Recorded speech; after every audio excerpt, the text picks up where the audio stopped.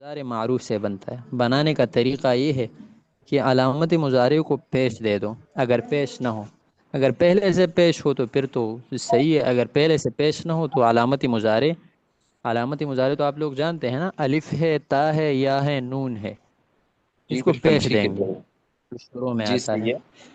اور پھر فرماتے اور آخر سے پہلے حرف کو زبر دے دو اگر زبر نہ ہو، آخر سے جو پہلے والا حرف ہے اگر پہلے سے اس پر زبر نہ ہو تو اس کو زبر دے دیں، باقی حالت بدستور رہنے دو، باقی کلمے کو کچھ بھی نہیں کہنا، باقی اپنے حالت پر رہنے دو، تو خود بخود مضارع مجہول بن جائے گا۔ اچھا حضرت، جیسے ماضی یضربو مجہول ہے۔ اور حضرت ماضی جی، مجہول اور مضارع معروف میں یہ فرق ہوگا پھر؟ ماضی تو الگ چیز ہے نا، مضارع الگ ہے، ماضی مجہول بنانے کا طریقہ الگ ہے اور مضارع مجہول بنانے کا طریقہ الگ ہے۔ جی ٹھیک ہو گیا، ٹھیک ہے جی، ٹھیک۔ تو یہ مثال ہے جیسے یضربو سے یضربو۔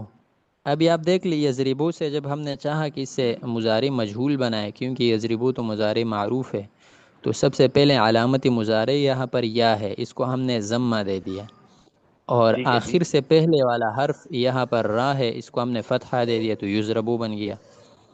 جی اسی طرح ٹھیک ہے، یسمعو ہے، یا کو ہم نے ضمہ دے دیا، اور ما قبل آخر یعنی آخر سے پہلے جو حرف ہے وہ میم ہے، اس پر پہلے سے فتحہ موجود ہے، زبر موجود ہے، تو زبر دینے کی ضرورت نہیں ہے، تو یسمعو سے ٹھیک ہے یسمعو بن گیا۔ پھر ہے جی صحیح، یکرمو سے یکرمو۔ اب یکرمو میں ہم نے دیکھ لیا علامت مضارع پر پہلے سے پیش موجود ہے، تو اس کو ہم نے چھوڑ دیا، جو آخر سے پہلے والا حرف ہے وہ ہے را، اس کو ہم نے فتحہ دے دیا تو یکرمو بن گیا۔ پھر اور جی ٹھیک ہے یجتنبو سے یجتنبو، یجتنبو میں بھی جو علامت مضارع ہے یا، اس کو ضمہ دے دیا، اور آخر سے پہلے نون ہے، اس کو فتحہ دے دیا، تو یجتنبو بن گیا۔ جی ٹھیک اب ہے کوئی بھی صیغہ آپ کو مل جائے، چاہے وہ کسی باب سے بھی تعلق رکھتا ہو، کیسے بھی ہو، تو آپ نے بس یہی کرنا ہے، علامت مضارع کو ضمہ دینا ہے اور ما قبل آخر کو فتحہ دینا ہے، بس۔ جی ٹھیک ہو گیا۔ تو یہ حضرت تو معروف بھی ہو گیا، مجہول بھی ہو گیا، اس بات والا۔ اس میں جو مضارع معروف ہے، اس میں اگر ہم جی، یفل کے وزن پہ جاتے ہیں تو یج تنب، تو اس میں تو نون کے اوپر کسرہ ہے، جبکہ وزن کے اندر یفعل عین کلمہ کے اوپر زبر ہے، تو وہاں پہ تو کوئی تبدیلی نہیں آئے گی، جو ایکچوئل لفظ ہے وہی رہے گا، یا یفعل کے وزن پہ اس کو زبر کے ساتھ لے آئیں گے مضارع معروف یفعلوا کے تو لیے؟ ہر جگہ تو یفعلوا کے وزن پر نہیں آئے گا، یہ تو ابھی آپ لوگوں نے ایک ہی باب پڑھا ہے، فعلا اور یفعلوا، اس کے علاوہ فعل یفعلوا بھی آتا ہے، اور فعل یفعلوا بھی آتا ہے، مختلف ابواب ہے جو انشاءاللہ آگے پھر جو اس علم الصرف اولین کا جو دوسرا حصہ ہے، جی اس میں پھر یہ ترتیب ہے کہ کیا کیا آ سکتا ہے۔ صحیح۔ ہاں، بہرحال جو قواعد ہے وہ تو سب کے لیے یہی قواعد ہے، قاعدہ تو سب میں چلتا ہے۔ تو اس میں اصلی لفظ جو یج تنب ہے، وہ وہی اسی طرح ہی رہے گا اپنی جگہ پہ؟ یہ آخری نہیں، سب سے پہلے تو جب مضارع مجہول بنانا ہے نا، اس کی بات کر رہے ہیں۔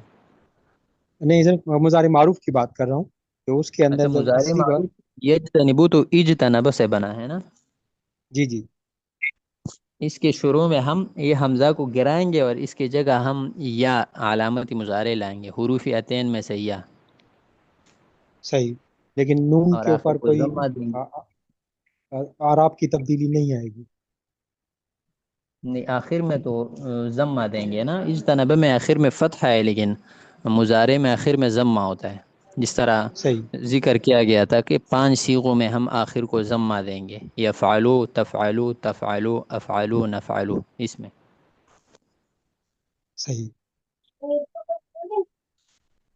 اچھا، پھر ہے فائدہ مضارع جی، مثبت کا یہ طریقہ تو اجتنبو میں جو الف ہے یہ مضارع کی علامت نہیں ہے؟ اجتنب تو ماضی ہے، تو اس میں الف اجتنب تو فعل ماضی ہے نا، البتہ اجتنبہ میں جب مضارع کو ہم یجتنبو بنتا ہے، پھر اس کے جو واحد متکلم والا صیغہ ہے وہ ہے اجتنبو، تو اس کے شروع میں علامت مضارع موجود ہے، وہ ہے حمزہ، حروف عتین میں سے حمزہ آیا ہے۔ جی جی اچھا، تو یہ تو مضارع معروف اور مجہول کا قاعدہ ہو گیا جب اثبات ہو، مثبت ہو۔ اب ہم نے منفی بنانا ہے تو کیا کرنا ہے؟ تو منفی بنانے میں کوئی کام نہیں کرنا، بس صرف شروع میں لا لگانا ہے۔ معروف کے شروع میں لا لگایا تو یہ نفی معروف بن گیا، اور مجہول کے شروع میں لا لگایا تو نفی مجہول بن گیا۔ نفی بنانے کے لیے صرف لا شروع میں لگانا پڑتا ہے، تو اس لیے فائدہ میں کہتے ہیں کہ مضارع مثبت پر لا لانے سے مضارع منفی بن جاتا ہے، جیسے لا یضربو، اور اگر یضربو یعنی مجہول پر لا لگائے تو مضارع منفی بن جائے گا اور مجہول بن جائے گا۔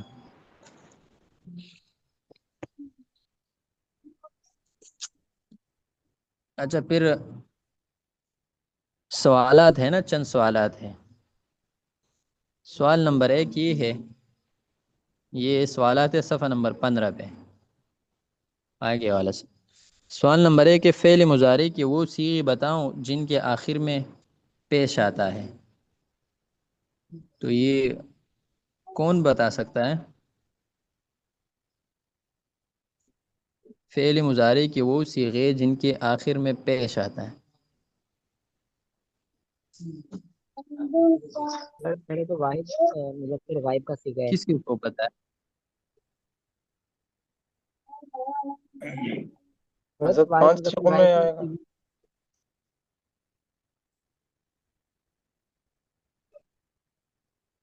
اچھا، فعل مضارع کے وہ صیغے کسی کو پتہ نہیں ہے؟ حضرت بتا رہا جی ہوں نا، حضرت، آواز میں جی حضرت آواز آ رہی ہے۔ جی جی۔ حضرت واحد مذکر غائب کا صیغہ ہے، اور ہوں، واحد مؤنث غائب کا صیغہ ہے، اور پھر واحد صحیح۔ مذکر حاضر کا صیغہ ہے، ہوں، اور پھر صحیح ہے واحد پھر۔ متکلم کا صیغہ ہے جی، ہوں، اور پھر تسنیہ و جمع متکلم کا صیغہ ہے جی۔ ہاں، جمع مذکر، یہ 5 صیغے ہیں۔ ان کے آخر میں پیش ہوتا ہے، کوئی نون اعرابی نہیں ہوتا، جو مبنی والا نون ہے وہ بھی نہیں ہوتا، نون اعرابی یعنی جو معرب والا نون ہے وہ بھی نہیں ہوتا، اس کے آخر میں پیش ہوتا ہے۔ 5 صیغے ہیں، یفعلو اور تفعلو، تفعلو اور افعلو اور نفعلو۔ جس طرح شروع میں ذکر کیا گیا تھا نا کہ جب ہم نے ماضی سے بنانا ہے مضارع تو 5 شروع میں تو حروف عتین میں سے کوئی حرف لائیں گے، آخر میں کیا کریں گے تو 5 صیغوں کو پیش دیں گے، وہ 5 صیغے یہی ہے۔ پھر سوال نمبر 2 ہے، فعل مضارع کے کون کون سے صیغے ہیں جن کے آخر میں نون اعرابی ہوتا ہے؟ یہ کون بتا سکتا ہے؟ یہ حضرت میں بتاتا ہوں۔ جی اس میں تو 4 صيغے تثنیہ کی ہیں جی، جی۔ اور جمع مذکر غائب کا بھی ہے، ہوں اور جمع مذکر حاضر، اور واحد ہوں، مؤنث حاضر۔ ہاں، یہ ایک 7 صیغے، اس کے آخر میں نون اعرابی ہوتا ہے۔ جی جی تثنیہ کی صیغوں میں مکسور ہوتا ہے، اور جمع کی صیغوں میں اور واحد مؤنث حاضر میں مفتوح ہوتا ہے۔ صحیح ہے، جس طرح نیچے سوال نمبر 3 ہے نا، نون اعرابی کون کون سی صیغوں میں مفتوح ہوتا ہے اور کتنے صیغوں میں مکسور ہوتا ہے؟ تو 4 صیغوں میں مکسور ہوتا ہے، تثنیہ والے جو 4 صیغے ہیں، اور جی جو جی 3 صیغے باقی رہ گئے، یعنی 2 جمع کے اور 1 واحد مؤنث حاضر کے، اس میں مفتوح ہوتا ہے۔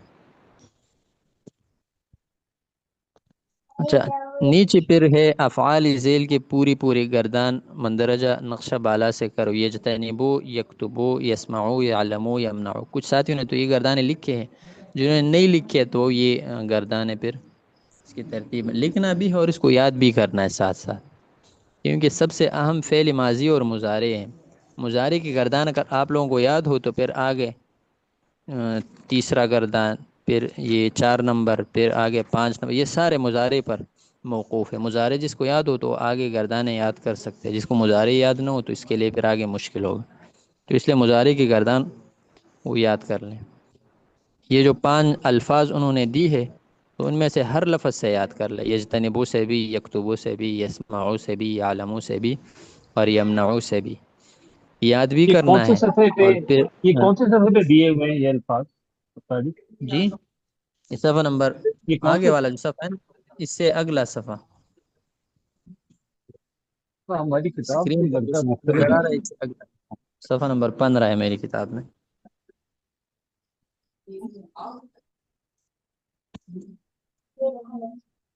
چلو یہ میں بھیج دوں گا آپ لوگوں کو۔